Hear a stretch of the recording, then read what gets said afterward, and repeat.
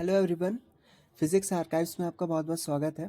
आज का क्वेश्चन है ball of density d is dropped on to a horizontal solid surface. एक ball है, एक हॉरिजॉन्टल सॉलिड सरफेस के ऊपर ड्रॉप करी गई है।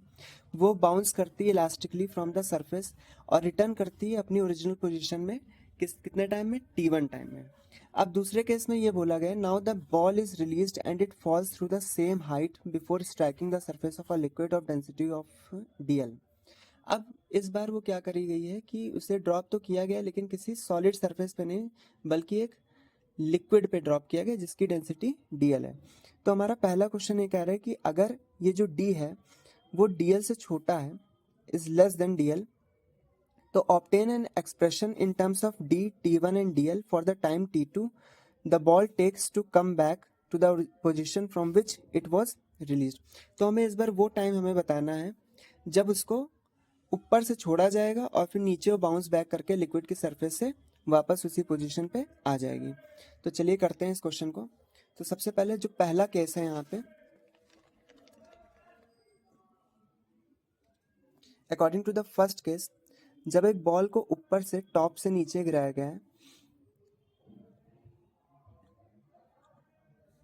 तो सॉलिड सरफेस से वो बाउंस बैक कर रही है। इस केस में क्या हुआ है, केस वन, जो टाइम लगा है वो t1 लगा है। अब सबसे पहले हम लोग निकालते हैं, यहाँ पे जो वेलोसिटी रहेगी 0 रहेगी और यहाँ पे वेलोसिटी हम लोग मान लेते हैं v है। तो इक्वेशन ऑफ मोशन का यहाँ पे हम लोग यूज करेंगे, v is equal to u plus a t, जहाँ पे जो t टाइम रहेगा वो t1 का आधा रहेगा, क्योंकि t1 वो टाइम है जब वो वहाँ टॉप से बॉटम जाती है और बॉटम से फिर टॉप आ जाती है, बाउंस बैक कर जाती है वापस। So v is equal to u plus a t, जहाँ पे v की वैल्यू v है, u की वैल्यू 0 है क्योंकि वो ड्रॉप करी गई है, फिर g की वैल्यू a की वैल्यू g है और t ये है। So v is equal to g t. फिर हम लोगों ने t की वैल्यू क्या लेट करी है, t1/2। सो यहाँ पे हम लोग वही वैल्यू पुट कर देंगे। So t1 is equal to क्या आ जाएगा, 2v/g। ये हमारी पहली इक्वेशन आ जाती है। फिर दूसरे केस में क्या हो रहा है, केस 2 में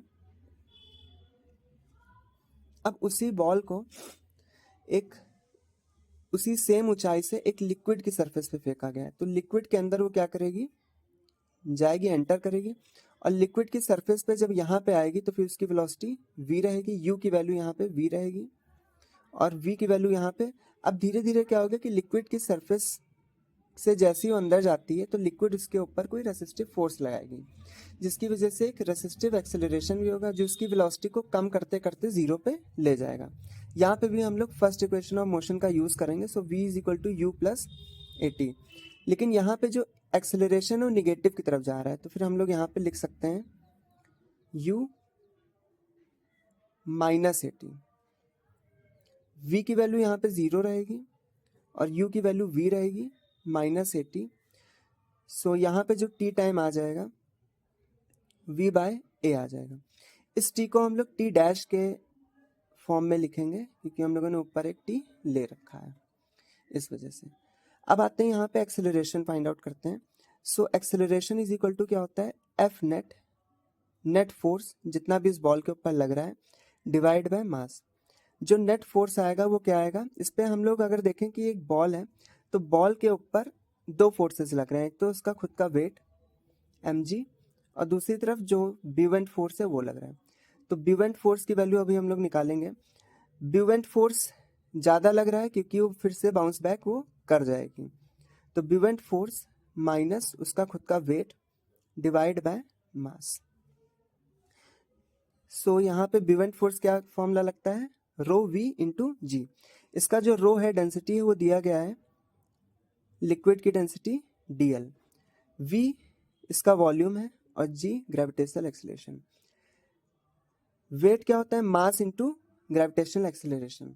मास क्या होता है, डेंसिटी इंटू वॉल्यूम, तो उसकी डेंसिटी क्वेश्चन में दी गई है, वॉल्यूम हम लोगों ने लेट कर रखा है v है, बॉल का मास v है और g की वैल्यू g है अपॉन में m। अब यहाँ पे हम लोग देख सकते हैं कि vg कॉमन आ जाएगा एंड यहाँ पे dl माइनस d बचेगा डिवाइड बाय m। ये v है, m है, तो ये नीचे जाएगा तो फिर m/v बनेगा, जिसको हम लोग क्या लिख सकते हैं, डेंसिटी लिख सकते हैं। यहाँ पे रीजन ये रहेगा हमारा कि mass is equal to density into volume for this ball. अब हमें यहाँ पे एक्सेलरेशन की वैल्यू पता चल चुकी है। अब आगे इस क्वेश्चन को सॉल्व करते हैं। ये जो हम लोगों ने इक्वेशन यहाँ पे बनाई हुई है, इक्वेशन नंबर 2, इसका हम लोग यूज करेंगे ताकि हम लोग टी डैश निकाल सके। तो equation 2, T dash is equal to V by A की वैल्यू हम लोगों ने क्या ड्राइव करी है, G D L minus D divide by D. तो इसको हम लोग किस तरह लिख सकते हैं, V D G D L minus D. अब हमें टोटल टाइम निकालना है। टोटल टाइम हमारा क्या हो जाएगा, टोटल टाइम T1 प्लस, क्योंकि T1 वो टाइम है जब वो ऊपर से पूरा वो नीचे तक आ जाती है फिर वापस चली जाती है। अब हमें वही काम लिक्विड की सरफेस में करना है। लिक्विड की सरफेस में ही वो अंदर जाती है, हम लोगों ने अंदर जाने का तो टाइम निकाल लिया, बाहर आने का भी टाइम वही होगा। तो यहाँ पे 2t डैश ऐड कर देंगे। So T1 plus 2t dash, t dash की वैल्यू हम लोगों ने क्या निकाली है, v D G D L minus D. अब नेक्स्ट कैलकुलेशन पे आते हैं। यहाँ पे जो हमारा टोटल टाइम आ रहा है, total time is equal to T1, क्योंकि T1 वो टाइम था जो टॉप से बॉटम और बॉटम से टॉप जब वो सॉलिड सरफेस पे गिरा था तब उसका टाइम लग रहा था। 2t dash, T1 plus 2t dash की वैल्यू क्या आई थी हमारे पास, d divide by g dl minus d।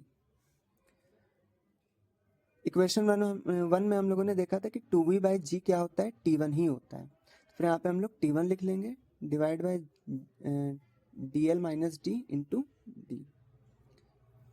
Common ले लेंगे यहाँ पे T1, तो अंदर क्या बचेगा, 1 plus d d L minus d is equal to T1 d L minus d plus d divide by d L minus d. ये और ये कैंसिल हो जाएगा, D1 D L minus d. ये आपका आंसर हो जाएगा रिक्वायर्ड टाइम। अब आते हैं सेकंड पे। तो सेकंड में आपसे ये कह रहा था क्वेश्चन नंबर 2 में कि क्या ये एक SHM है, सिंपल हार्मोनिक मोशन है कि नहीं है। तो इसका आंसर हो जाएगा नो। रीजन ये है क्योंकि यहाँ पे इन सिंपल हार्मोनिक मोशन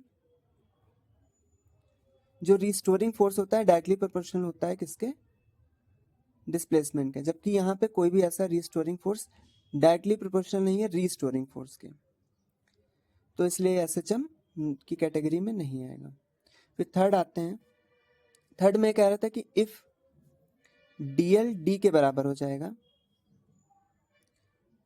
तो वेलोसिटी पे क्या इफेक्ट पड़ेगा। तो हम लोग जैसे देख सकते हैं कि जो एक्सेलरेशन की वैल्यू जो हमारी आई थी वो क्या आई थी, g dl minus D upon में d। तो अगर यहाँ पे dl d के बराबर हो जाएगा तो फिर एक्सेलरेशन 0 हो जाएगा। उस केस में क्या होगा, जो वेलोसिटी रहेगी हमारी वो कांस्टेंट हो जाएगी। तो वेलोसिटी पे ये इफेक्ट आएगा कि वो कांस्टेंट वेलोसिटी से अंदर मूव करेगा लिक्विड के अंदर।